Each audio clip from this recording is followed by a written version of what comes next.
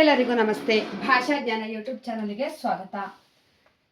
Daily challenge day 17. Today's character is ಗಿ.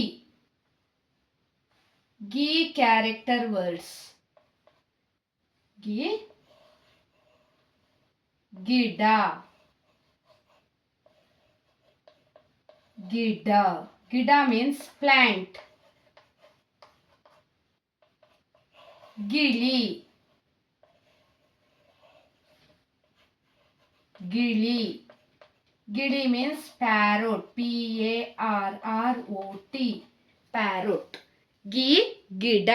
ಗಿ, ಗಿಳಿ. Plant and parrot.